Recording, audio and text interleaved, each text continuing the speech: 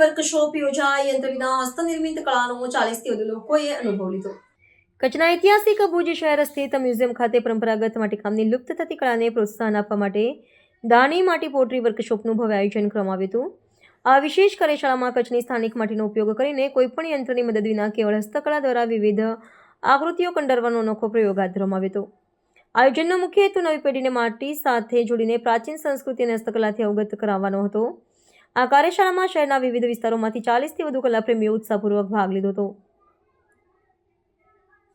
સૌભાગ્યોએ કોઈપણ આધુનિક સાધન વિના માત્ર પોતાના હાથના કૌશલ્યથી માટીમાંથી સુંદર પાત્રો અને સુશોભનની ચીજવસ્તુઓ તૈયાર કરી હતી। આ અવસરે માટીકામના નિષ્ણાતો દ્વારા ઉપસ્થિત લોકોને માટીની પસંદગીથી લઈને તેને આકાર આપવાની પદ્ધતિઓ વિશે ઝીણવટભરી માહિતી આપવામાં આવી હતી। પરિવારના સભ્યો, મિત્રો, વિદ્યાર્થીઓએ આ શિબિરમાં જોડાઈને કલાના માધ્યમથી સર્જનાત્મકતાનો અનુભવ કર્યો હતો। કચ્છ મ્યુઝિયમ દ્વારા લેવામાં આવેલી આ પહેલની સ્થાનિકો અને કલાકારોએ ભારે પ્રશંસા કરી હતી।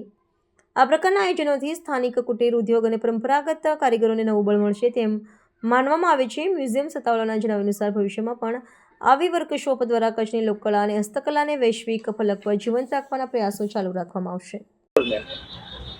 આજે કચ્છ મ્યુઝિયમમાં ધાની માટી પોટરી વર્કશોપનું આયોજન કરવામાં આવ્યું છે, જેનો ઉદ્દેશ હતો કે આપણી સ્થાનિક માટીથી પુરાની આપણી હરપ્પન સમયથી ચાલતી આવતી કલાથી લોકો અવગત થાય અને આ કલાને પ્રોત્સાહન મળે તેના માટે આ આયોજન કરવામાં આવ્યું હતું। સ્થાનિક કલાકાર છે મનીષ કંસારાજી, જેમને વર્ષોનો અનુભવ છે અને એ અનુભવના આધારે એમને આ વગર વ્હીલના ઉપયોગથી આ કલાને શીખવાડી છે આજે, અને લોકોએ માણી છે માટીની મહેક અને માટીના માનવ છીએ એનાથી લોકો અવગત થયા।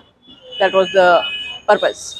કેવો ઉત્સાહ જોવા મળ્યો, કેટલા લોકો જોડાયા અને શું શું વસ્તુ બનાવી છે લોકો? આજે પહેલો ફેઝ છે 28મીએ અને આનો બીજો ફેઝ છે 4મી જાન્યુઆરીએ, અને લોકો આતુરતાથી રાહ જોઈ રહ્યા છે અને અમારી પાસે રજિસ્ટ્રેશન વધી રહ્યા છે।